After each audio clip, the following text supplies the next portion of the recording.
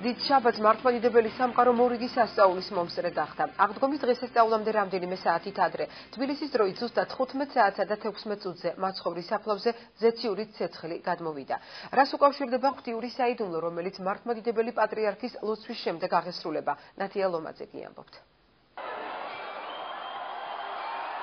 ზეციური ცეცხლის გარდამოსვლის ხილული სასწაულის მომსწრე იერუსალიმის აღდგომის ტაძარში შეკრებილი ასობით პილიგრიმი გახდა. სასწაულმოქმედი ცეცხლი მაცხოვრის საფლავიდან იერუსალიმის ეკლესიის მეთაურის პატრიარქ თეოფილეს ლოცვის დროს გადმოვიდა. როგორც ცნობილია, მართლმადიდებელი პატრიარქის გარეშე საიდუმლო არ სრულდება. ცეცხლის გარდამოსვლისთვის აუცილებელი კიდევ ორი პირობაა: საბაწმინდელი ბერების ლოცვა და რიტუალში ხმაურიანი ვედრებით არაბი ქრისტიანების მონაწილეობა. უმშვენიერესი მოვლენაა, ეს წლის ყველაზე წმინდა და ბრწყინვალე დღესასწაულია. უსაზღვროდ ბედნიერები ვართ. შესანიშნავი გრძნობა, ბევრი წმინდა ადგილი მომილოცავს, მაგრამ აქაურობას არაფერი შეედრება. მაცხოვრის საფლავიდან გადმოსული ღვთიური ცეცხლი რამდენიმე წუთის განმავლობაში არანივთიერია და მას სასწაულმოქმედი ძალა აქვს. ცეცხლი არა ის რომ გარდამოდის ზეციდან, ამასთანავე დაახლოებით რამოდენიმე წუთი ის არის არანივთიერი, არ წვავს.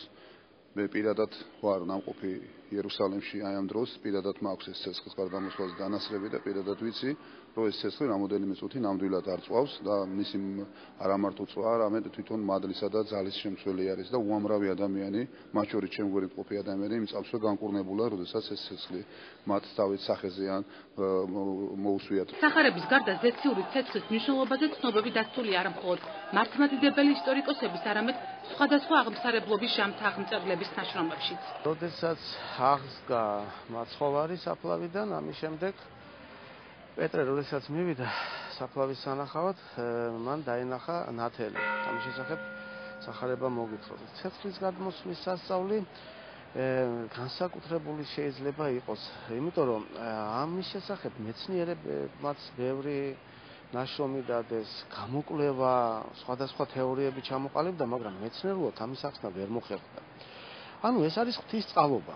გარდამოსვლა ცეცხლის დღევანდელი იქნება კიდევ ის, რომ არ არის მოახლოებული ასე მალე არ იქნება მეორედ მოსვლა ქრისტეს და ჩვენ წმენით ვართ აღსავს. ღვთიური ცეცხლი ყოველთვის შაბათს, აღდგომის დღესასწაულის წინა დღეს გადმოდის.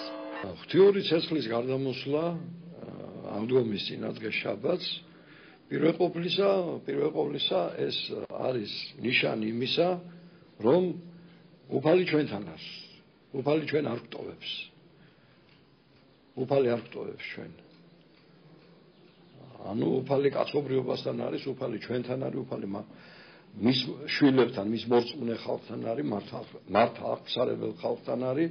ცეცხლის გარდამოსვლა არის 2000-ოვანი ისტორია აქვს, როგორც ჩვენ აუშვეთ და დაკავშირებული არის იმასთან, რომ ეს ჭიშმარიტ სარწმუნოებასთან გვაქვს ეს საუბარი. გადმოცემის მიხედვით სასწაულმოქმედი ცეცხლი მაცხოვრის საფლავიდან პირველად მე-3 საუკუნეში გადმოვიდა.